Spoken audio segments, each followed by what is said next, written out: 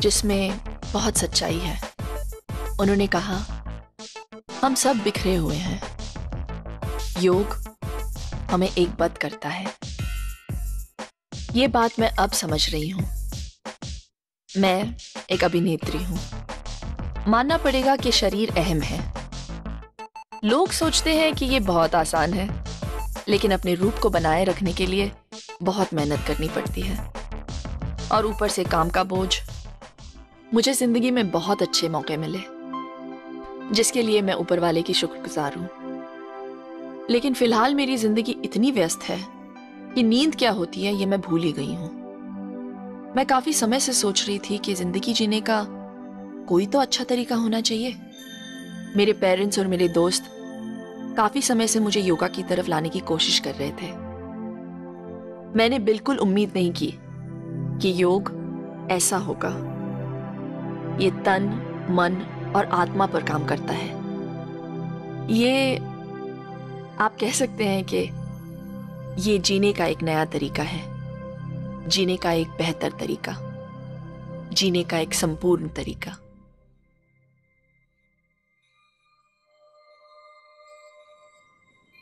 इसीलिए हम यहां हैं, आप और मैं।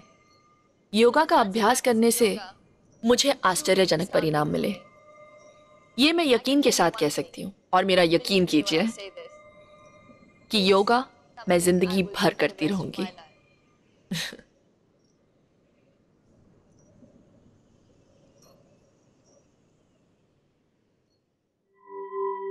योग, ये शब्द उत्पन्न हुआ संस्कृत शब्द युग से। इसका मतलब है बांधना, जोड़ना, कुर्क करना और वशीभूत होना। इसका अर्थ भगवान या सृष्टि के रचयिता के साथ मिलाप करना या उनमें एक हो जाना भी है। आधुनिक योग में से ज्यादा तो सन 200 ईसा पूर्व में ऋषि पतंजलि के लिखे हुए योग सूत्रों पर आधारित है। योग के अभ्यास को व्यवस्थित करने वाले पतंजलि ही पहले थे। पतंजलि योग का सीधा और सबसे प्रचलित ढंग है अष्टांग योग, और योग की इसी वंश शाखा का हम अनुसरण करेंगे इस प्रस्तुतिकरण में। ये पूरी तरह से स्वयं के भीतरी हिस्सों पर आधारित है। इसमें वजन उठाना नहीं पड़ता, खान पान में कोई खास संयम नहीं और धार्मिक रहस्य तो बिल्कुल नहीं है। योग की कई और शाखाएं हैं, जैसे कर्म योग, ज्ञान योग, भक्ति योग, मंत्र योग और हठ योग के उच्च स्तर, जिनमें से कुछ योग के अभ्यास और धर्म को एक दूसरे में समाकर स्वीकारते हैं। योग की इन शाखाओं के लिए चाहिए जीवन भर का समर्पण और अभ्यास, और बुनियादी मूल में योग के पूर्ण ज्ञान का अनुसरण करना इनके लिए अनिवार्य है। अष्टांग योग का नाम पड़ा दो संस्कृत शब्दों से, अष्ट माने 8 और अंग माने हाथ पैर। इसलिए अष्टांग योग का शाब्दिक मतलब है योग की तरफ 8 हाथ पैरों वाला मार्ग या रास्ता। पतंजलि ने योग के अभ्यास के लिए 8 महत्वपूर्ण सिद्धांत बताए हैं। नंबर 1, यम। पतंजलि ने इन 5 से परहेज रखने को कहा। हिंसा, झूठ बोलना, चोरी, अवैध संभोग और लालच। नंबर 2, नियम। उसी प्रकार पतंजलि ने इन 5 का पालन करने को कहा। पवित्रता, संतोष, तप, अभ्यास और भगवान को आत्मसमर्पण। नंबर 3, आसन। शाब्दिक अर्थ है बैठक, सारी मुद्राएं भी इसी में आती हैं। नंबर 4, प्राणायाम। अस्पष्ट रूप से अनुवाद कर सकते हैं जीवन शक्ति पर नियंत्रण, प्राण जीवन शक्ति तथा चेतना पर काबू पाने का क्रम। इसमें मुख्यतः सांस लेने की विधि शामिल है। नंबर 5, प्रत्याहार, यानी परहेज करना, इंद्रियों का विपर्य, जिससे खुद को दुनिया से क्रमश तथा नियंत्रण से परे कर सकें। नंबर 6, धारणा, मतलब मन की एकाग्रता। प्रत्याहार प्राप्त करने के बाद अपना ध्यान एक इकलौते उद्देश्य पर स्थिर करना। नंबर 7, ध्यान। 7वां सिद्धांत है ध्यान, वास्तविकता की प्रकृति का तीव्र ध्यान। नंबर 8, समाधि, सिद्धि की अति सचेत दशा।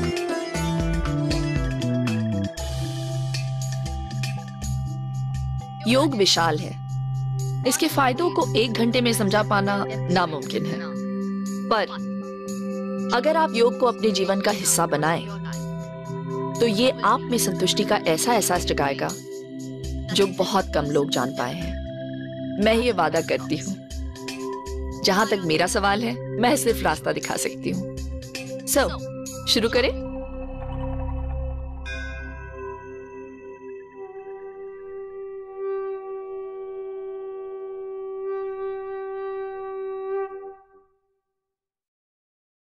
योग के प्रति मेरी शुरुआती मोह का संबंध दो चीजों से था। एक, मैं अपने आउटडोर शूट्स पे वेट्स नहीं ले जा सकती थी। दो, मुझे सर्वाइकल स्पॉन्डिलोसिस का प्रॉब्लम है। मैं बहुत समय से इनका हल ढूंढ रही थी और मैंने जाना कि योगा में किसी भी प्रकार के वजन उठाने की जरूरत नहीं पड़ती, यानी आप सिर्फ अपने शरीर का वजन यूज करते हैं। और ये विज्ञान इतना पुराना और सटीक है कि इसमें शामिल जोखिमों को इसने दूर कर दिया है। मतलब ये बिल्कुल सेफ है। आसन इतने बढ़िया ढंग से रचे गए हैं कि मुझे ऐसा महसूस होता है कि मानो मैं सुरक्षित हाथों में हूं। योग से मांसपेशियों को मजबूती मिलती है और साथ ही शरीर का खिंचाव भी होता है। आपको लचीलापन मिलता है और ये जिंदगी को इतनी पूर्णता से देखती है जैसे और कोई पद्धति नहीं देखती। पर पहले, योग करते समय कुछ चीजों को ध्यान में रखना बहुत जरूरी है। योग सुबह खाली पेट किया जाना चाहिए। अगर आप सुबह वक्त ना निकाल सकें और अगर आपके पास दोपहर को समय है तो खाना खाने के 2 घंटे के बाद आप योग कर सकते हैं। सुबह मैं उठकर 2-1 गिलास पानी पीती हूँ, चाय या कॉफी पीती हूँ, फिर 15 या 20 मिनट के बाद योगा करती हूँ। योगा के कोई सेट टाइमिंग्स नहीं होते। It's perfectly okay. इतना ठीक है तो आप भी चाय या कॉफी पीकर योगा शुरू कर सकते हैं।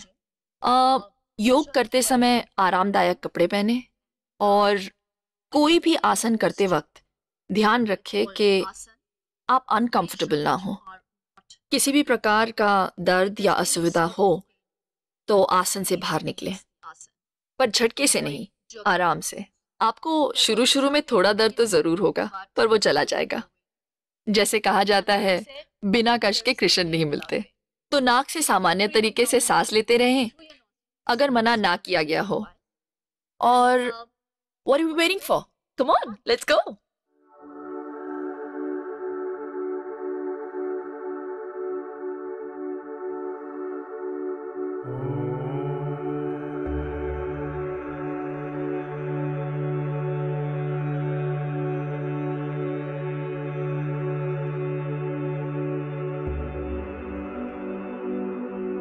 सही मनस्थिति के साथ ही आसन की शुरुआत की जानी चाहिए। श्वास सही ढंग से लें। इसका सबसे आसान तरीका है ओम के उच्चार से। जमीन पर आरामदायक स्थिति में पलौटी मारकर बैठें। नेत्र बंद करें। सामान्य श्वास लेते हुए पेट तक श्वास को धकेलिए। सैद्धांतिक तौर पर छाती बिल्कुल नहीं हिलनी चाहिए। अब गहरी सांस भरें और ओम के उच्चार के साथ सांस छोड़िए। पहले 3 सेकंड तक मुंह खोलकर ओ का उच्चार होना चाहिए। फिर मुंह बंद करके मम का उच्चार तब तक जारी रखें जब तक आपकी श्वास आपको करने दे। आपके कपाल में आपको गहरी कंपन महसूस होगी। 3 बार दोहराएं। आंखें बंद रखें और याद रहे, ओम के हर उच्चार के पहले गहरी सांसों के बीच सांस की गति सामान्य रखें। ओम के उच्चार से मन शांत होता है और भीतर की ओर केंद्रित होता है। ध्यान रहे, शुरुआत में किसी भी आसन को एक बार से ज्यादा ना करें। अभ्यास के बाद आप हर आसन 2 या 3 बार दोहरा सकते हैं। शवासन। पीठ के बल लेटिए, पैर जुड़े हुए, पैरों की उंगलियां बाहर की ओर, हाथ जंघाओं के पास और आंखें बंद करें। गहरी सांस भरें। दोनों पैरों के बीच का फासला बढ़ाएं। पैरों की उंगलियां अब भी बाहर की ओर, एड़ियां जमीन पर टिकी हुई। हाथों को जमीन पर ऐसे रखें कि वो शरीर के किसी भी हिस्से को ना छुएं। हथेलियां छत की तरफ। सांस छोड़ते समय शरीर से सारा तनाव रिहा करने की कोशिश कीजिए। अपने शरीर को मन की आंखों से देखते हुए उसके हर हिस्से को विश्राम कराएं। सांस पर ध्यान दें। श्वास प्रश्वास की गति सहज और सहज होती चली जाए। आप इस आसन का अभ्यास किसी भी वक्त कर सकते हैं और खासकर ये पूरी तरह से कायाकल्प करता है। पीठ के बल किए हुए सारे आसनों में शवासन ही शिथिलता प्रदान करने वाला आसन है। यानी तन और मन योगा अभ्यास के लिए तैयार हैं। अर्ध हलासन, एक पैर से। शवासन की स्थिति से दोनों पैर मिलाएं, हाथ शरीर के पास, हथेलियां जमीन पर टिकी हुई। दाएं पैर को घुटने से बिना मोड़े उठाएं, पैर और पंजे बाहर की तरफ तानें। शरीर से 90 डिग्री तक पैर को उठाएं और जब तक बिना असुविधा के स्थिति में रह सकें, रहें। याद रहे, श्वास प्रश्वास सामान्य गति में चलती रहे। धीरे से पैर को जमीन पर लाते हुए आसन से बाहर निकलें। अब दूसरे पैर के साथ दोहराएं। ये अर्ध हलासन है। इसे ये नाम दिया गया क्योंकि अंतिम स्थिति में शरीर हल समान नजर आता है। ये पैर, पेट और कमर के लिए लाभदायक है। ये जंघाओं और पिंडलियों को प्रबल बनाता है। जंघाओं के पिछले भाग व नितंब में खिंचाव लाता है एवं आंत, गुर्दों में रक्त प्रवाह बढ़ाता है। अब विश्राम करें, श्वास लें, 10 सेकंड तक शवासन करें। उत्तान पादासन। शवासन की स्थिति से दोनों पैर मिलाएं, हाथ शरीर के पास, हथेलियां नितंबों के नीचे ले जाएं। दोनों पैरों को उठाएं और घुटने मोड़े बिना ही जमीन से 30 डिग्री ऊपर पहुंचने पर वहीं रुक जाएं व 5 सांस भरने तक इसी स्थिति में बने रहें। उसी तरह 60 डिग्री पर रुकिए और अंत में जमीन के 90 डिग्री पर। हर बार 5 सांस भरने तक स्थिति में बने रहें। धीरे धीरे पैरों को नीचे लाएं। 60 डिग्री और 30 डिग्री पर रुकते हुए श्वास सामान्य गति से लें। पेट के पूरे हिस्से के लिए उत्तान पादासन बहुत फायदेमंद है। पूरे सीने और पूरी पीठ को तानता है।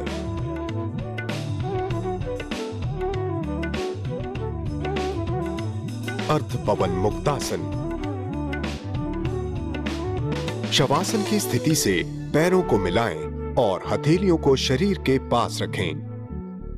दाएं पैर को घुटने से मोड़िए। जितना हो सके जंघा को पेट के पास लाएं। दोनों हाथों से दाएं पैर को लपेट लीजिए। घुटने के नीचे उंगलियों को एक दूसरे में डालते हुए दूसरा पैर जमीन पर ही सीधा टिका रहे। पैर आरामदायक स्थिति में रहे। जंघा को पेट की तरफ दबाएं। धीमी गति से विपरीत क्रम में आसन से बाहर निकलें। अब दूसरे पैर के साथ दोहराएं। बदहजमी में ये आसन हितकारी है। पेट, नितंब और जंघाओं को तानता है। शरीर के निचले हिस्से को सुडौल और लचीला बनाता है। कमर दर्द में लाभप्रद है और पेट के निचले हिस्से के लिए अत्यधिक लाभकारी है। आपने ध्यान दिया होगा कि ये आसन जोड़ियों में होते हैं। अधिकतर आसन परिपूरक हैं। सेतुबंध आसन। पैरों को जोड़िए और हाथों को शरीर के पास रखिए। घुटनों को मोड़कर पैरों को जितना हो सके कूल्हों के पास लाएं। तलवे जमीन पर हों और घुटने छत की तरफ। पैरों के टखनों को हाथों से पकड़िए। तलवे जमीन पर ही रखते हुए टखनों को पकड़ते हुए कटी प्रदेश को जमीन से ऊपर उठाएं। श्वास भरते हुए कंधों के सहारे से शरीर को संतुलित करें। आखिरी स्थिति में आकर सामान्य तरीके से सांस लें। सुविधा अनुसार इस स्थिति में बने रहें। शुरुआत में ऐसा 30 सेकंड से ज्यादा ना करें। सांस छोड़ते हुए धीरे धीरे विपरीत क्रम में जमीन पर लौट आइए। ये अवसाद, तनाव और अनिद्रा के लिए लाभदायक है। कटी वक्रासन। शवासन से पैरों को जोड़िए और हाथों को शरीर के पास रखिए। हाथों को कंधों की सीध में ले जाइए। शरीर से लंबवत दोनों पैरों के बीच करीब 2 फुट का फासला रखते हुए घुटनों को उठाइए और तलवों को जमीन पर छोड़िए। शरीर के निचले हिस्से को दाईं ओर मोड़ते हुए दोनों घुटनों को जमीन पर लाने की कोशिश कीजिए। सिर को बाईं ओर घुमाते हुए स्थिति बनाए रखिए। आहिस्ता से घुटने सिर और बाकी शरीर को सामान्य स्थिति में ले आएं। अब दूसरी ओर भी दोहराएं। ये आसन पूरे ऊपरी शरीर और खासकर मेरुदंड को तानता है। गर्दन व पीठ की मांसपेशियों को बहुत फायदा पहुंचाता है और पेट के लिए ये उत्तम है। कमर की चर्बी को कम करने में भी ये काफी कारगर है। नौकासन। जमीन पर मूल स्थिति से गहरी श्वास भरते हुए दोनों पैरों को ऊपर उठाएं, जितना ऊपर उठाना मुमकिन हो। अब दोनों हाथों को उठाएं और उन्हें सीधा रखते हुए पैरों की उंगलियों तक पहुंचने की कोशिश कीजिए। अपने शरीर को करीब 45 डिग्री पर लाने की कोशिश करें। कोहनी और घुटनों को मोड़े बिना। श्वास प्रश्वास की गति सामान्य हो। स्थिति बनाए रखें। आसन से निकलते वक्त श्वास छोड़िए। याद रहे, इस आसन का अभ्यास झटके से ना करें। कमर की चर्बी घटाने के लिए नौकासन अति उत्तम है। पेट के लिए भी ये फायदेमंद है और कमर तथा पैर की मांसपेशियों में मजबूती लाने में कारगर है। गुर्दों को संयमित करने में ये आसन मदद करता है। मधुमेह के मरीजों को इस आसन से फायदा होता है और मन की एकाग्रता में सुधार आता है। चक्रासन। पीठ के बल लेटकर, घुटने मोड़कर पैरों को जितना हो सके कूल्हों के पास ले आएं। पैरों के तलवे जमीन पर ही रहें। पैर फैलाइए। दोनों पैरों में इतना फासला हो जितना दोनों कंधों के बीच। हाथ ऊपर उठाएं, कोहनी मोड़ें और अपने हाथ जमीन पर ऐसे रखें ताकि उंगलियां कंधों को छुएं और हथेलियां जमीन पर हों। श्वास भरें। धीरे से हाथ और पैरों के बल पर अपने आप को ऊपर धकेलिए जब तक कि पूरा शरीर फैलकर उल्टा यू न बन जाए। पैरों की उंगलियों पर खड़े हों। सिर में खून के बहाव को महसूस करें। फेफड़े चौड़े होते हैं और वो ऑक्सीजन से भर जाते हैं। सुविधा अनुसार स्थिति में बने रहें। श्वास छोड़कर अपने आप को आहिस्ता से नीचे लाएं। चक्रासन का शाब्दिक अर्थ है पहिए का आसन। ये आसन मुख्यतः मेरुदंड पर केंद्रित होता है।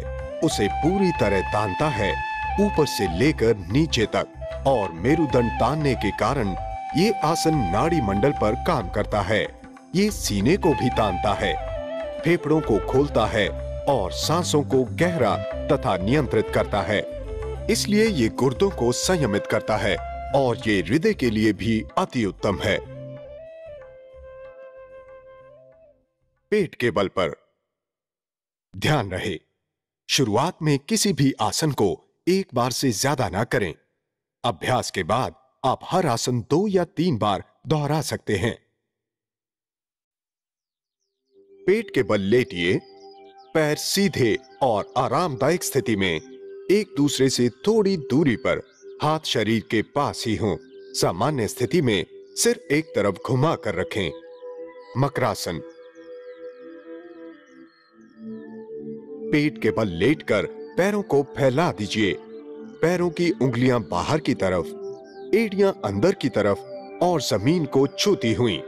दाहिनी कोहनी मोड़कर दाहिनी हथेली को बाहिने भुजा पर रखिए। उसी तरह बाहिनी हथेली को दाहिने भुजा पर रखिए। माथा दोनों हाथों पर टिका दीजिए ताकि गर्दन को सहारा मिले। तनाव संबंधित रोगों के लिए ये आसन बहुत ही फायदेमंद है।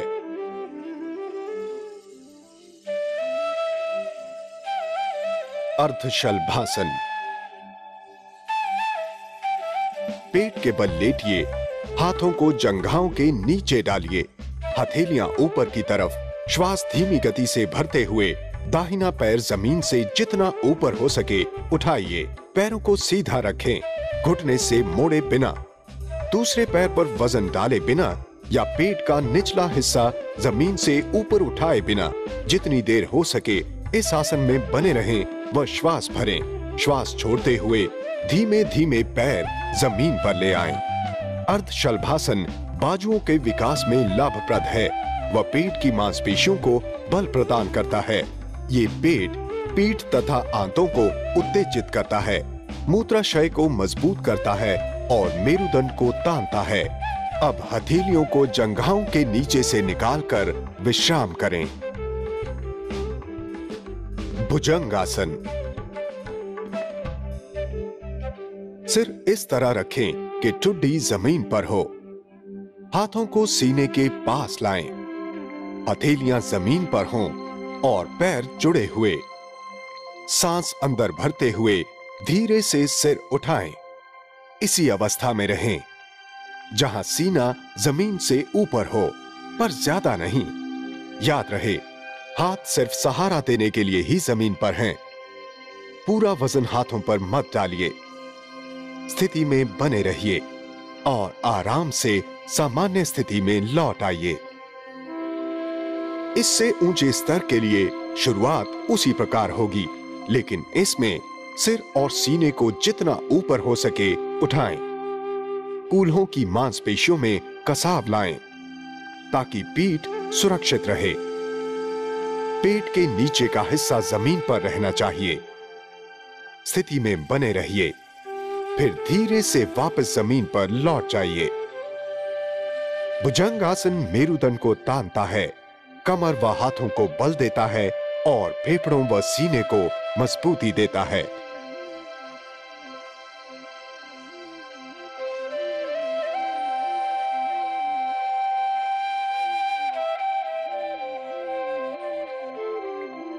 धनुरासन। पेट के बल लेटकर ठुड्डी जमीन पर रखें। श्वास छोड़िए, पैर उठाइए और घुटनों से मोड़िए।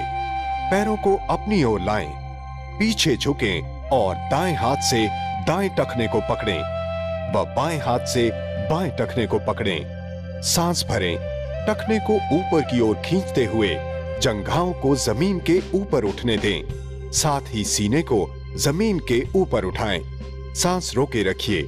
शरीर का पूरा वजन केवल पेट पर होना चाहिए। सिर को जितना पीछे हो सके लेकर जाएं। जितनी देर सांस को बिना तकलीफ के रोक सकें, उतनी देर आसन में बने रहें। अब धीमी गति से सांस छोड़कर घुटने जमीन पर टेकें, टखनियां छोड़ें और पैर व हाथ जमीन पर लाएं। योग में सबसे श्रेष्ठ आसन धनुरासन को ही माना जाता है। ये व्यक्ति को सुडौल बनाए रखता है, मेरुदंड में लचीलापन लाता है। नियमित अभ्यास से पीठ के निचले भाग, ऊपरी भाग तथा गर्दन के दर्द में लाभ होता है। पेट की मांसपेशियों को तानते और छोड़ते रहने से वहां का रक्त प्रवाह सुधरता है। मासिक धर्म संबंधी विकृतियों में ये लाभदायक है।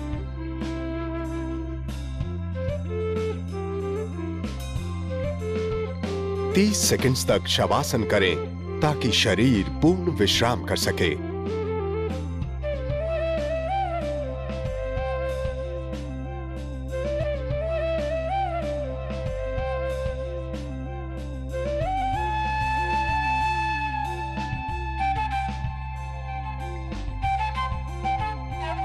ध्यान रहे, किसी भी आसन को एक बार से ज्यादा न करें।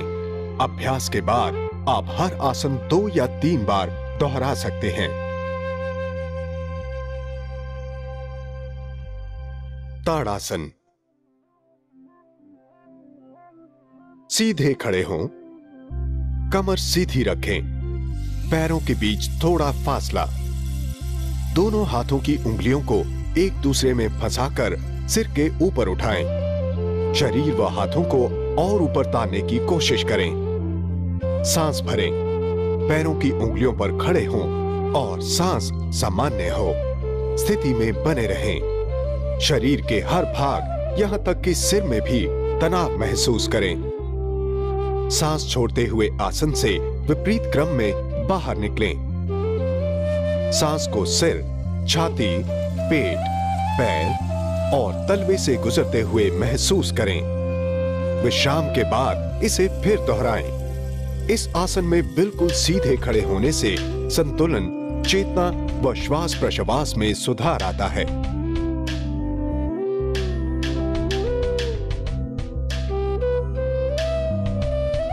पृष्ठासन। पैरों के बीच थोड़ा फासला रखें। शरीर आरामदायक व संतुलित रहे।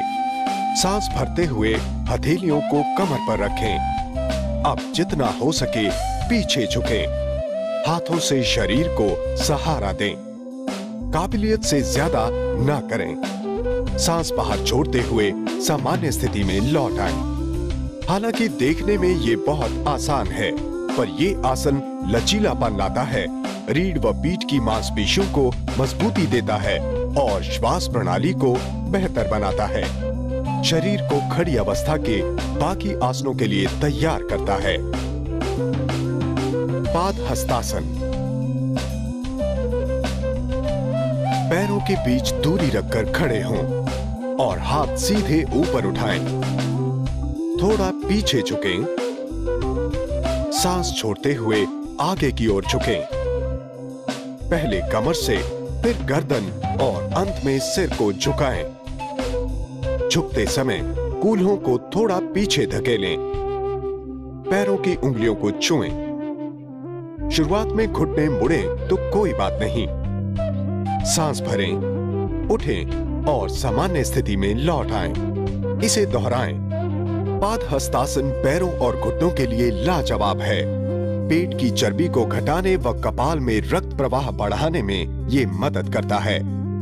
ये आसन भले ही बिल्कुल आसान लगे, पर ये कारगर है।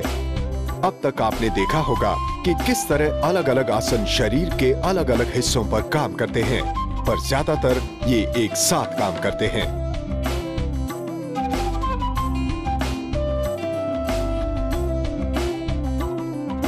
खड़ा चक्रासन।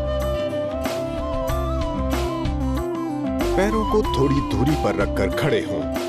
हाथ जंघाओं के पास, उंगलियां नीचे की तरफ।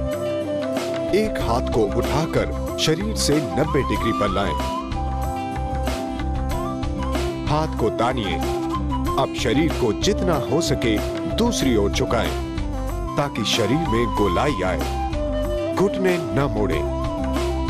सांस भरते हुए ऐसा करें। रुकें और सांस छोड़ते हुए सामान्य स्थिति में लौट जाएं। दूसरी ओर के लिए दोहराएं। ये रीढ़ के लिए बहुत अच्छा आसन है। रीढ़ के पार्श्विक खिंचाव के कारण ये कमर की चर्बी घटाने में मदद करता है, और क्योंकि ज्यादातर यहाँ की मांसपेशियों की कसरत नहीं होती, ये शारीरिक योग्यता के लिए बढ़िया है। वृक्षासन। ताड़ासन में खड़े होकर दाहिने पैर को घुटने से मोड़िए। दाहिनी जंघा को उठाकर तलवे को बाईं जंघा के अंदर की तरफ जितना ऊंचा हो सके उतना रखें। बाएं पैर पर संतुलन बनाकर दोनों हाथ जोड़ें व सिर के ऊपर उठाएं। कोहनियों को बिना झुकाए। जितनी देर हो सके ऐसे खड़े रहें। नथुनों से धीमी गति में श्वास लेते रहें। हाथों व दाएं पैर को नीचे लाएं व सामान्य स्थिति में लौट जाएं। थोड़ा रुककर दूसरे पैर के साथ दोहराएं। वृक्षासन में सबसे बड़ी चुनौती संतुलन बनाए रखने की है। योग में माना जाता है कि संतुलन ना बना सकना अस्थिर मन की निशानी है। इस आसन के अभ्यास से मन की एकाग्रता में सुधार होता है। नटराजासन। पैरों में थोड़ी दूरी रखकर खड़े रहें। हाथ शरीर के निकट। बाएं पैर को मोड़कर पीछे की ओर ले जाएं। बाएं पैर को बाएं हाथ से पकड़िए। साथ ही दाएं हाथ को सामने की ओर सीधा उठाएं। संतुलन बनाए रखें। बाएं पैर को बाएं हाथ से जितना ऊपर उठा सकें उठाएं। ऐसा करने के लिए आपको आगे झुकना पड़ेगा। नथुनों से धीमी गति से सांस लेते हुए इस आसन में बने रहें। नजर थोड़ी ऊपर की तरफ केंद्रित करें। जितनी देर रह सकें इस आसन में रहें। फिर विपरीत क्रम में आसन से बाहर आएं। नटराजासन का नाम भगवान शिव के एक नृत्य मुद्रा पर रखा गया। संतुलन तथा मन की एकाग्रता में ये आसन सुधार लाता है। पीठ का मेहराब सा आकार और तना हुआ पैर रीढ़ के हर जोड़ को सीध में लाते हैं और वापस लचीला बनाते हैं। उत्कटासन। सीधे खड़े हों। हाथ शरीर के पास ही, कमर सीधी, नजर सामने, पैर उतने फैलाएं जितना दोनों कंधों में फासला हो। दोनों घुटनों को इस तरह घुमाएं कि घुटने और पैरों की उंगलियां बाहर की तरफ हों। घुटनों को झुकाते हुए शरीर को जमीन की तरफ खींचें। कमर सीधी रखें। दोनों हाथों को नमस्कार मुद्रा में सिर के ऊपर ले जाएं। घुटने और मोड़ते हुए शरीर को और नीचे लाएं। जंघाओं को जमीन से समानांतर लाने की कोशिश करें। कमर सीधी रखें। जितनी देर आराम से इस आसन में रह सकें, रहें। फिर विपरीत क्रम में आसन से बाहर निकलें। उत्कट आसन निचले शरीर के लिए फायदेमंद है, खासकर महिलाओं के लिए। मासिक धर्म को नियमित करता है, मूत्राशय का संक्रमण ठीक करता है। ये घुटनों, बाजुओं और पिंडलियों के लिए भी उत्तम है। ये जंघाओं तथा कमर से मोटापा घटाता है और पेट के निचले हिस्से को बल देता है। वीरभद्रासन। पैरों के बीच 4 फुट का फासला बनाएं। दायां पैर 90 डिग्री दाईं तरफ घुमाएं। पंजा जमीन पर ही हो। शरीर को भी दाईं तरफ घुमाएं। ध्यान दें कि बायां पैर अपनी सामान्य स्थिति में ही रहे, दाएं पैर के साथ न घूमे। ये एक आम गलती हो जाती है। दोनों हाथों को नमस्कार मुद्रा में लाएं। हाथों को सिर के ऊपर उठाएं। धीरे धीरे दाएं पैर को मोड़िए और जमीन से समानांतर लाएं। घुटना टखने के पीछे या ठीक ऊपर होना चाहिए। ऐसी अवस्था में पीछे झुकने की कोशिश करें। स्थिति बनाए रखें। सामान्य सांस लेते रहें। सीधे हो जाइए। हाथ नीचे लाएं। अब दूसरे पैर के साथ दोहराएं। हाथों और पैरों को इस आसन के अभ्यास से शक्ति मिलती है। संतुलन व मन की एकाग्रता में सुधार होता है।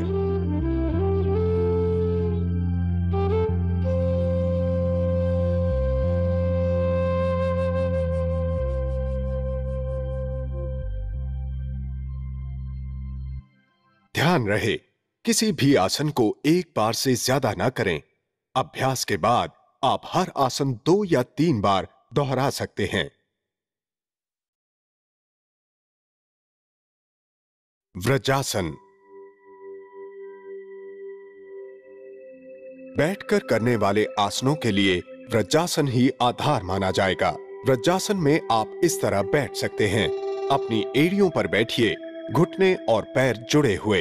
एड़ियां एक दूसरे को न छुएं। अगर एड़ियां आपस में छुएं, तो इसका मतलब है कि आपके शरीर का पूरा वजन टखनियों पर है, जो कि अच्छी बात नहीं है। हथेलियां घुटनों पर रखें। कमर सीधी। व्रजासन पैरों और पाचन प्रणाली के लिए उत्तम है। ध्यान करते समय अक्सर इस आसन में बैठा जाता है। मिसाल के तौर पर इसी आसन में बैठकर ओम का उच्चार किया जा सकता है। पर्वतासन। व्रजासन में बैठकर हथेलियों को छाती के आगे जोड़ें। जोड़ी हुई हथेलियों को सिर के ऊपर जितना हो सके तानें। बाजू कान को छूते हुए अपने आप को जितना हो सके तानें। कूल्हों को एड़ियों से ऊपर बिना उठाए उसी स्थिति में रहें। धीरे से जोड़ी हुई हथेलियों को छाती के सामने ले आएं और फिर अपनी जंघाओं पर या शरीर के पास रखें। पर्वतासन में शरीर पर्वत की चोटी जैसा लगता है। एक आसान आसन, लेकिन बहुत ही फायदेमंद। रीढ़ को लचीला बनाता है और बैठकर करने से पीठ के निचले हिस्से पर अच्छा प्रभाव आता है। छाती, गले, कंधों व गर्दन के जोड़ों के लिए भी ये उत्तम है।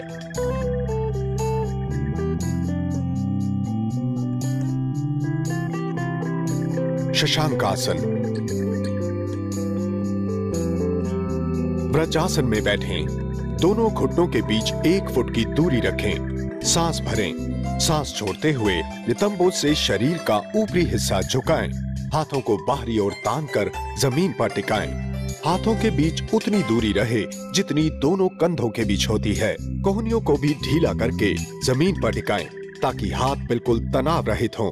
माथे को घुटनों के आगे जमीन पर टिका दें व कूल्हों को एड़ियों से सटा कर रखें। कुछ समय ऐसे ही रुक कर दोहराएं। शशांक आसन चंचल या ज्यादा सक्रिय दिमाग को शांत करता है। कपाल में खून और ऑक्सीजन का प्रवाह बढ़ाता है। जंघाओं तथा उनके ऊपरी भाग को भी सुडौल बनाता है। उष्ट्रासन। व्रजासन में बैठकर घुटनों पर खड़े हों। घुटनों में थोड़ी दूरी हो, पीछे झुकते हुए बाएं टखने को बाएं हाथ से पकड़ें व दाएं टखने को दाएं हाथ से। पीठ मेहराब से आकार में, पेट बाहर की तरफ निकला हुआ, सिर को जितना पीछे हो सके झुकाएं। आसन में बने रहने तक नथनों से श्वास लें। श्वास छोड़ते हुए घुटनों के बल पर लौट आएं। रीढ़, पीठ की मांसपेशियों, कंधों व हाथों के लिए उष्ट्रासन लाभदायक है। पीठ व कंधों के अन्य आसनों के अभ्यास के बाद ही इस आसन का अभ्यास करना ठीक रहता है, ताकि तब तक मांसपेशियां कुछ लचीली हो चुकी हों। अब धीमी गति में आगे झुककर माथा जमीन पर टिकाएं और विश्राम करें। मर्जरी आसन। ये वास्तव में एक के बाद एक किए गए दो आसन हैं। दोनों हथेलियों व घुटनों को जमीन पर टिकाएं। हाथ कंधों की सीध में हो, पैरों में उतनी दूरी जितनी नितंबों में होती है। श्वास भरते हुए पीठ व पेट के निचले हिस्से को ऊपर धकेलें, ताकि रीढ़ व पेट नीचे की तरफ झुके। साथ ही सिर ऊपर की ओर उठाएं। शरीर को तानें। श्वास छोड़ते समय इसका विपरीत करें। पेट के निचले हिस्से को जमीन की तरफ धकेलें। रीढ़ को ऊपर की तरफ, छाती व पेट को भीतर की ओर खींचें। कई बार एक के बाद एक दोहराएं। रीढ़ के स्वास्थ्य के लिए ये बेहतरीन आसन है।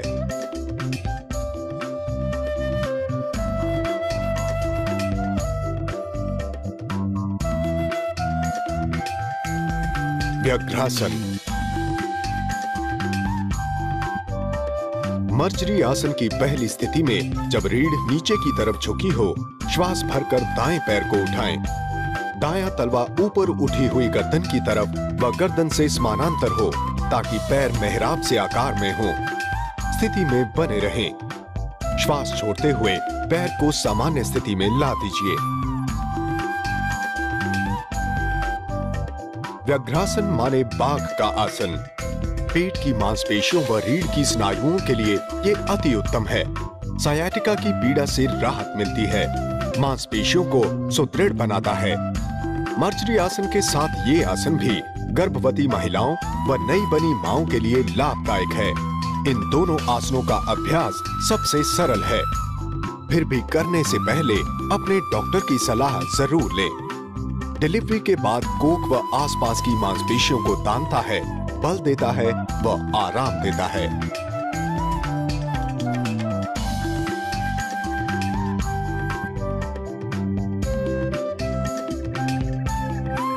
योग मुद्रा।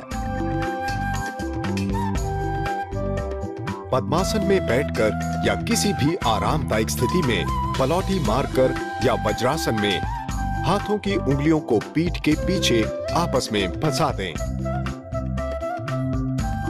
धीरे से आगे झुकें। कमर से शुरू करके फिर पीठ और अंत में गर्दन, जब तक कि माथा जमीन पर ना टिके स्थिति में बने रहें। और फिर धीरे से लौट आएं। ये पेट की मांसपेशियों के लिए एक बहुत ही उत्तम आसन है।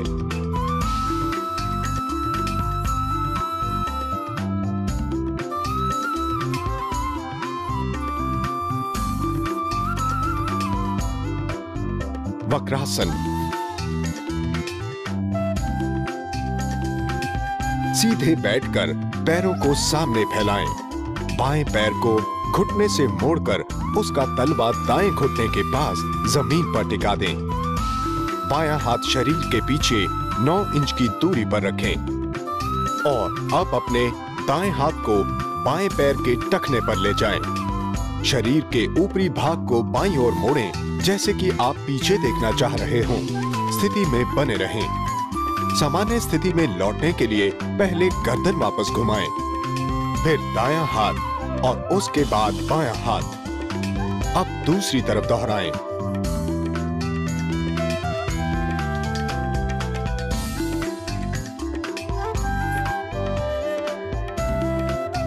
ये आसन रीढ़ को लचीला बनाता है, पाचन क्रिया में मदद करता है और स्नायु मंडल के लिए महत्वपूर्ण अभ्यास है। योग मुद्रा पेट की मांसपेशियों को बल देता है व पूरे शरीर को लचीला बनाता है। गर्दन तथा कंधे के लिए ध्यान रहे, किसी भी आसन को एक बार से ज्यादा न करें। अभ्यास के बाद आप हर आसन 2 या 3 बार दोहरा सकते हैं। ब्रह्म मुद्रा। जमीन पर किसी भी आरामदायक स्थिति में बैठें। कमर सीधी रखें। धीमी गति में सिर को दाईं तरफ जितना हो सके घुमाएं। गर्दन पर तनाव ना आने दें व झटके से ना घुमाएं। सिर को सामान्य स्थिति में लेकर आएं। अब बाईं ओर घुमाएं। फिर से सिर को सामान्य स्थिति में ले आएं। अब ऊपर की ओर देखें और सिर को फिर सामान्य स्थिति में ले आएं। नीचे देखें। सामान्य स्थिति में लौट जाएं। आसन दोहराएं। हिंदुओं के भगवान ब्रह्मा, जिनमें सब कुछ देखने की काबिलियत थी, उनसे इस आसन को अपना नाम मिला। ये सारे आसन कमर के ऊपरी हिस्से, खासकर गर्दन को लचीला बनाते हैं और बल प्रदान करते हैं। अक्सर नींद में या जागते हुए भी गर्दन सही स्थिति में नहीं रहती। आजकल ज्यादा समय कंप्यूटर के सामने या टेलीविजन देखते हुए बीतता है, जिसके कारण गर्दन में तनाव रहता है। कंधों को घुमाना। हथेलियों को कंधों पर रखें। अब कंधों को घुमाएं। पहले घड़ी की दिशा में और फिर घड़ी से विपरीत दिशा में।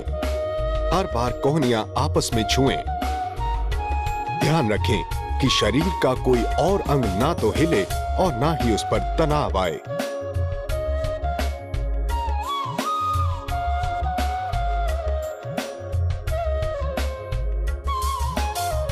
उंगलियों को फंसाकर तानना। हाथों को सिर के ऊपर उठाएं। ताड़ासन की तरह उंगलियों को एक दूसरे में फंसा दें। ऊपर की ओर तानें और फिर छोड़ दें।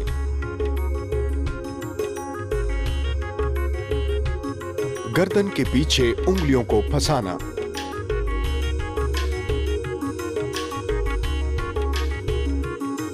उंगलियां इस तरह फंसाएं।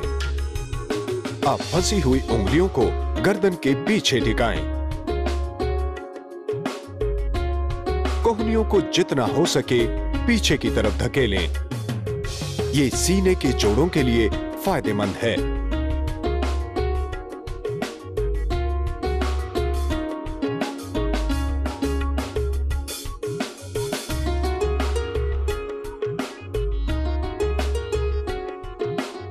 हाथों को तानना।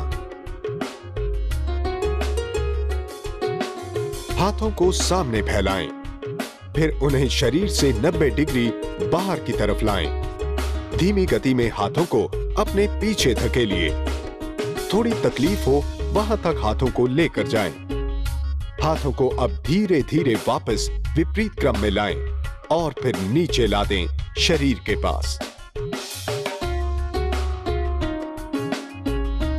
हम कुछ भी करें, कितना भी ध्यान दें, गर्दन और कंधों पर ध्यान नहीं दिया जाता, परंतु योग में खूब समय और ध्यान गर्दन, कंधों और बाजुओं पर केंद्रित किया जाता है। आप ना सिर्फ बेहतर दिखेंगे बल्कि बेहतर महसूस भी करेंगे।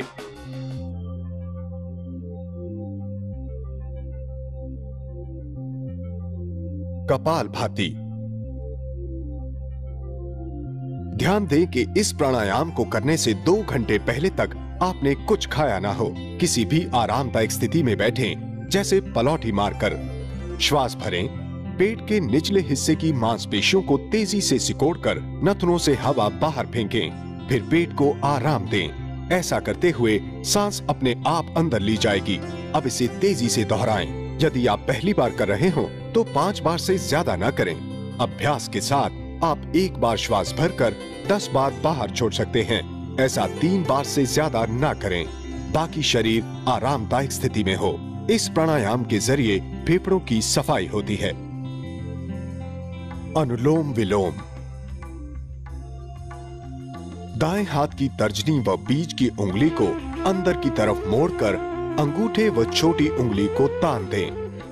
दाएं नथुने को अंगूठे से बंद कर बाएं नथुने से श्वास भरें। श्वास जरा सा रोकिए। अब बाएं नथुने को छोटी उंगली से बंद कर दाएं नथुने से श्वास छोड़ें। श्वास जिस गति में अंदर भरें, उसी गति में बाहर छोड़ने का प्रयत्न करें। जरा रुककर अब दाएं नथुने से श्वास अंदर लें, फिर जरा रुकें। छोटी उंगली को हटाकर इस बार बाएं नथुने से श्वास छोड़ें। ये एक चक्र हुआ। कम से कम 5 चक्र पूरे करें। इस प्राणायाम से ये पक्का होता है कि आप दोनों नथुनों से ठीक तरह से श्वास ले रहे हैं। मस्तिष्क में ऑक्सीजन भरपूर मात्रा में पहुंचता है। साइनस के मरीजों के लिए ये बहुत अच्छा है व मन को शांत करने के लिए भी, ध्यान के लिए भी ये मन को तैयार करता है। भ्रामरी। इस प्राणायाम में मधुमक्खी की तरह भुनभुनाना होता है। इससे मस्तिष्क में कंपन उठती है। आंखों को ढक लें व कानों को बंद कर दें। ऐसा करने से कंपन का एहसास तेज होगा। ओ कहे बिना ओम का उच्चार करने से भुनभुनाने की आवाज प्राप्त होती है। इससे मन शांत व एकाग्र होता है। क्योंकि गले में भी कंपन होती है, ये थायराइड ग्लैंड के लिए भी प्रभावशाली है। ये मेटाबॉलिज्म बढ़ाता है और हार्मोनल सिक्रीशन को संतुलित करता है। प्राणायाम के अभ्यास से मन ध्यान के लिए तैयार होता है। मन की एकाग्रता में सुधार आता है, तनाव कम होता है, हृदय व फेफड़ों की कसरत होती है और स्नायु मंडल को बल मिलता है। परंतु याद रहे, प्राणायाम का असर तब बेहतर होता है जब शरीर पहले विभिन्न आसन कर चुका हो। अभ्यास अब करीब करीब पूरा हो चुका। योग चक्र की तरह काम करता है। हर आसन पिछले से उभरता व अगले से जुड़ता जाता है, पूरे शरीर पर विस्तृत तरीके से काम करता हुआ। तो हम वहीं पहुंच गए जहां से हमने शुरुआत की थी, ओम का उच्चार।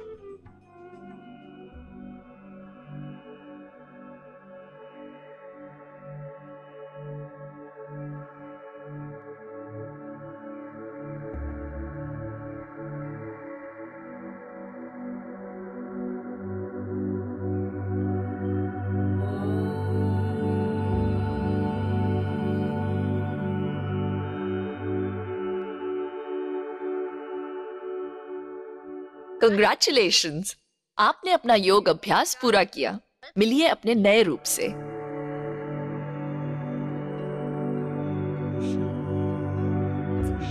योग ऐसी अवस्था है जो सुख से एक कदम आगे है। योग द्वारा आप अपनी सच्ची पहचान पा सकते हैं और फिर उसे गले लगाकर, अपनाकर कभी खोने न दें। योग यानी आनंद, शांति की आध्यात्मिक दशा। हम सबकी अपनी मंजिलें हैं, अपनी रफ्तार है। इसी मोड़ पर फिर मिलेंगे, बहुत सारा सुख और बहुत सारी शांति के साथ।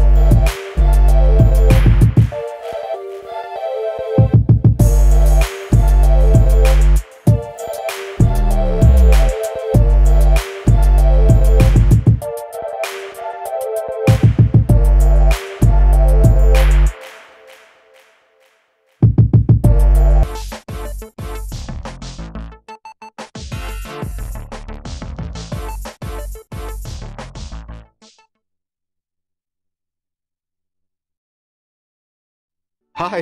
हेलो। आपका नाम क्या है?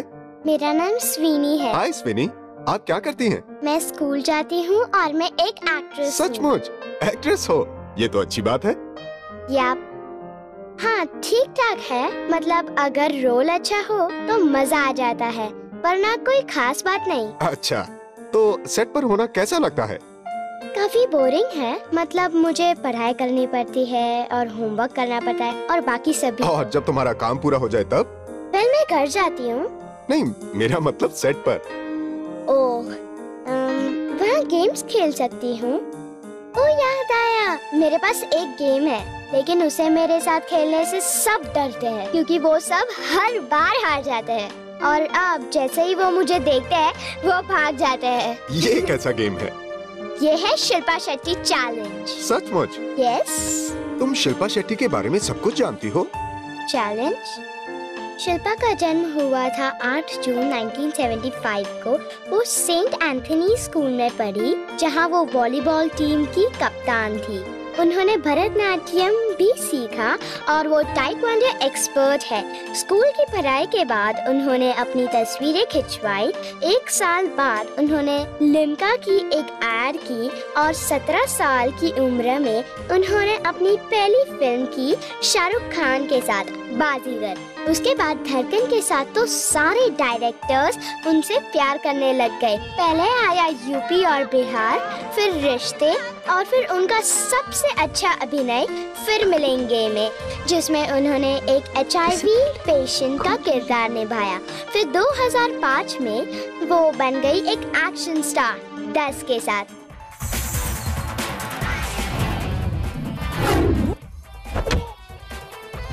और वो पेटा और एड्स अवेयरनेस की एक्टिविस्ट है।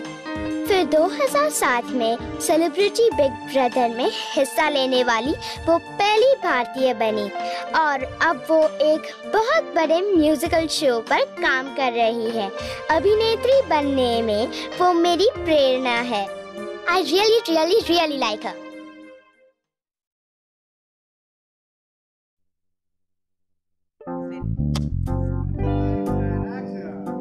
Yoga is vast, far too great to be compressed and demonstrated.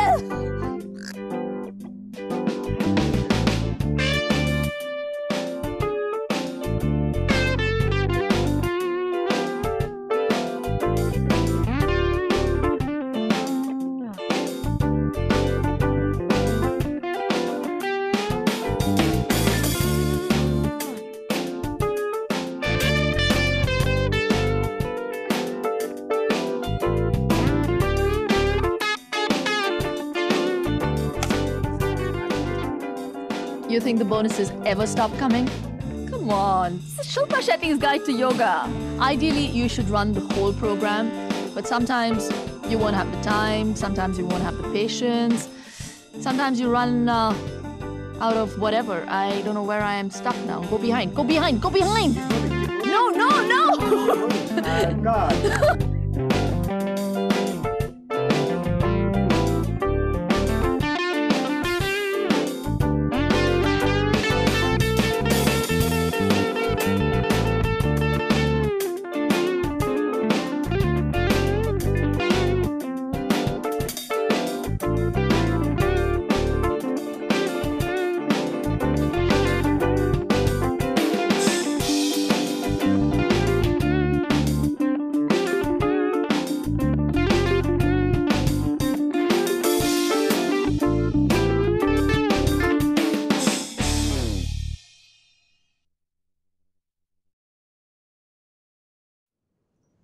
क्या लगता है बोनस नहीं मिलेगा?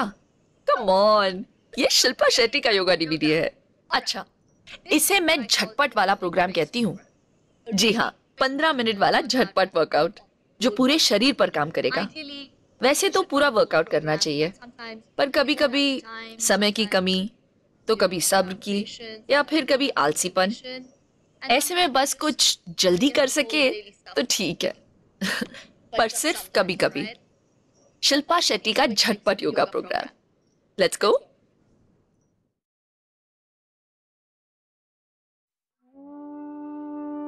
उत्तान पातासन। शवासन की स्थिति से दोनों पैर मिलाएं, हाथ शरीर के पास, हथेलियां नितंबों के नीचे ले जाएं, दोनों पैरों को उठाएं और घुटने मोड़े बिना ही जमीन से 30 डिग्री ऊपर पहुंचने पर वहीं रुक जाएं व 5 सांस भरने तक इसी स्थिति में बने रहें। उसी तरह 60 डिग्री पर रुकिए और अंत में जमीन के 90 डिग्री पर हर बार 5 सांस भरने तक स्थिति में बने रहें। धीरे धीरे पैरों को नीचे लाएं। 60 डिग्री और 30 डिग्री पर रुकते हुए श्वास सामान्य गति से लें। पेट के पूरे हिस्से के लिए उत्तान पादासन बहुत फायदेमंद है। पूरे सीने और पूरी पीठ को तानता है।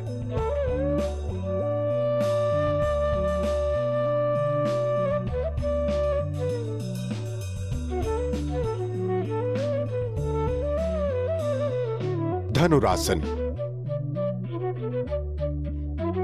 पेट के बल लेटकर ठुड्डी जमीन पर रखें। श्वास छोड़िए, पैर उठाइए और घुटनों से मोड़िए। पैरों को अपनी ओर लाएं, पीछे झुकें और दाएं हाथ से दाएं टखने को पकड़ें व बाएं हाथ से बाएं टखने को पकड़ें। सांस भरें, टखने को ऊपर की ओर खींचते हुए जंघाओं को जमीन के ऊपर उठने दें। साथ ही सीने को जमीन के ऊपर उठाएं। सांस रोके रखिए। शरीर का पूरा वजन केवल पेट पर होना चाहिए। सिर को जितना पीछे हो सके लेकर जाएं। जितनी देर सांस को बिना तकलीफ के रोक सकें, उतनी देर आसन में बने रहें।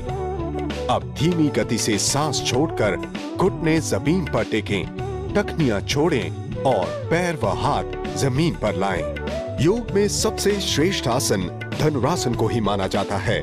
ये व्यक्ति को सुडौल बनाए रखता है, मेरुदंड में लचीलापन लाता है। नियमित अभ्यास से पीठ के निचले भाग, ऊपरी भाग तथा गर्दन के दर्द में लाभ होता है। पेट की मांसपेशियों को तानते और छोड़ते रहने से वहां का रक्त प्रवाह सुधरता है। मासिक धर्म संबंधी विकृतियों में ये लाभदायक है।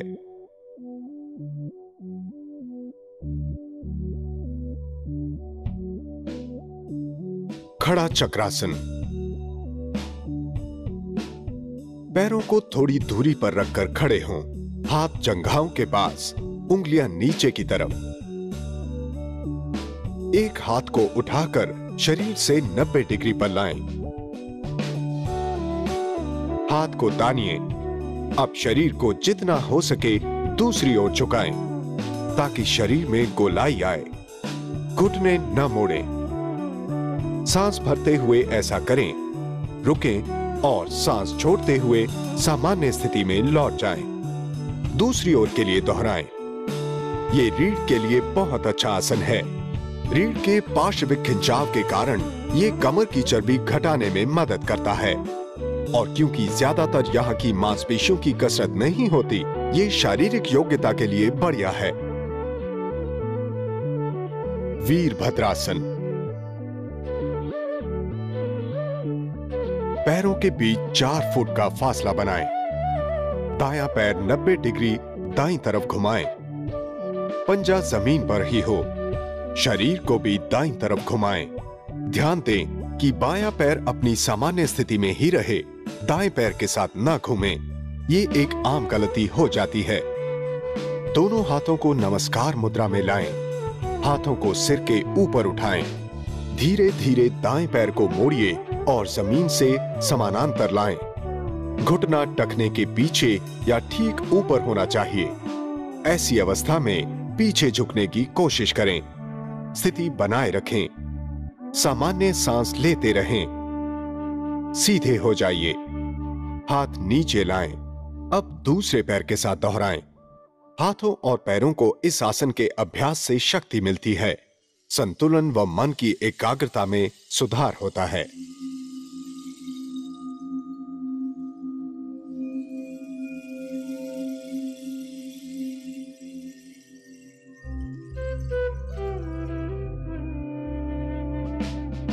पाद हस्तासन। पैरों के बीच दूरी रखकर खड़े हों और हाथ सीधे ऊपर उठाएं। थोड़ा पीछे झुकें सांस छोड़ते हुए आगे की ओर झुकें। पहले कमर से, फिर गर्दन और अंत में सिर को झुकाएं। झुकते समय कूल्हों को थोड़ा पीछे धकेलें। पैरों की उंगलियों को छुएं। शुरुआत में घुटने मुड़े तो कोई बात नहीं। सांस भरें, उठें और सामान्य स्थिति में लौट आएं। इसे दोहराएं। पाद हस्तासन पैरों और घुटनों के लिए लाजवाब है। पेट की चर्बी को घटाने व कपाल में रक्त प्रवाह बढ़ाने में ये मदद करता है। ये आसन भले ही बिल्कुल आसान लगे, पर ये कारगर है। अब तक आपने देखा होगा कि किस तरह अलग अलग आसन शरीर के अलग अलग हिस्सों पर काम करते हैं, पर ज्यादातर ये एक साथ काम करते हैं।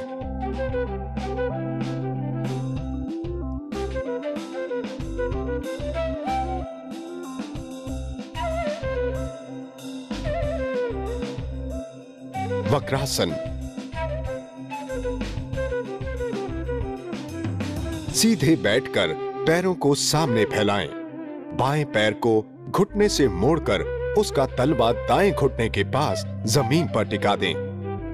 बायां हाथ शरीर के पीछे 9 इंच की दूरी पर रखें और अब अपने दाएं हाथ को बाएं पैर के टखने पर ले जाएं। शरीर के ऊपरी भाग को बाईं ओर मोड़ें, जैसे कि आप पीछे देखना चाह रहे हों।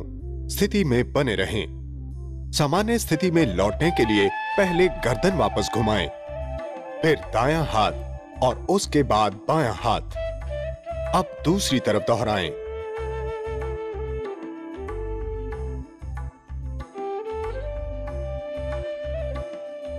ये आसन रीढ़ को लचीला बनाता है, पाचन क्रिया में मदद करता है और स्नायु मंडल के लिए महत्वपूर्ण अभ्यास है। योग मुद्रा पेट की मांसपेशियों को बल देता है व पूरे शरीर को लचीला बनाता है। गर्दन तथा कंधे के लिए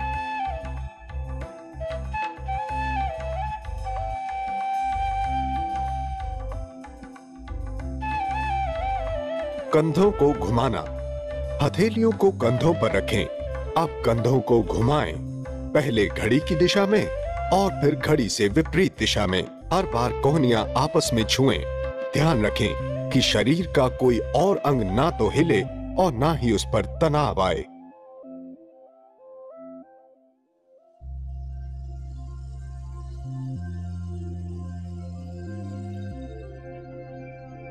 कपालभाति। ध्यान दें कि इस प्राणायाम को करने से 2 घंटे पहले तक आपने कुछ खाया ना हो। किसी भी आरामदायक स्थिति में बैठें, जैसे पलौठी मारकर। श्वास भरें।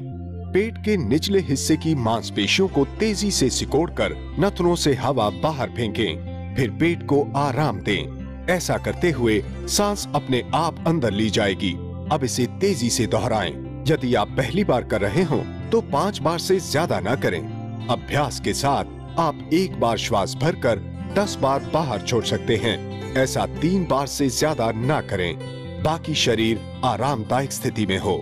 इस प्राणायाम के जरिए फेफड़ों की सफाई होती है। अभ्यास अब करीब करीब पूरा हो चुका। योग चक्र की तरह काम करता है।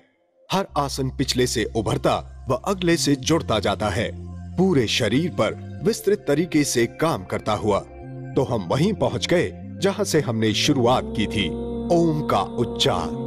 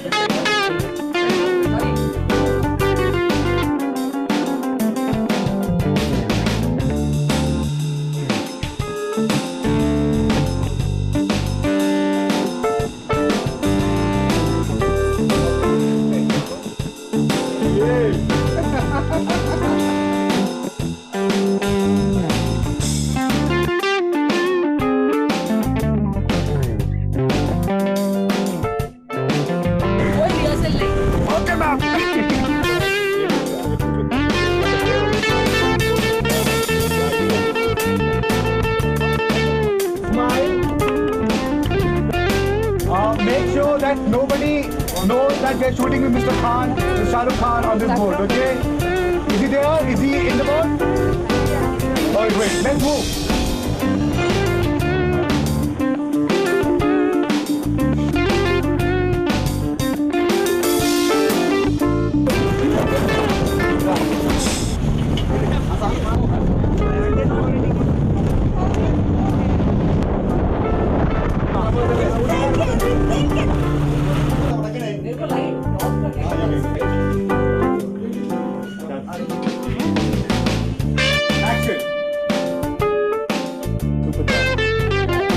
Manish, the leg's supposed to go up.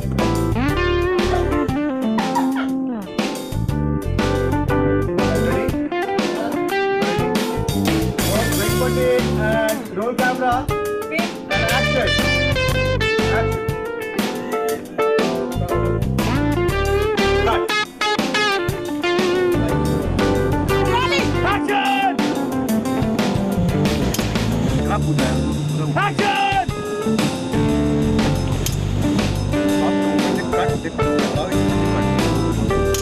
Cut. Shilpa, I know you are taking a lot of takes, but I want to see a lot of pressure.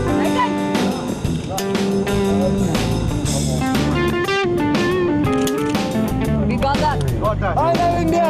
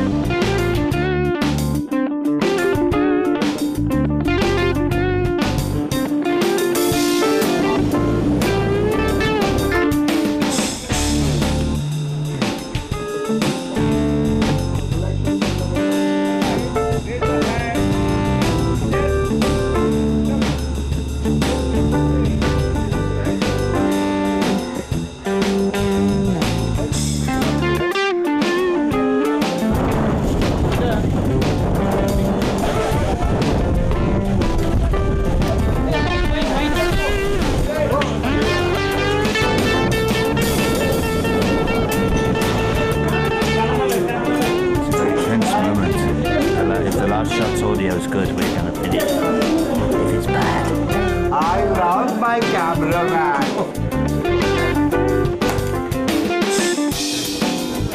Yeah.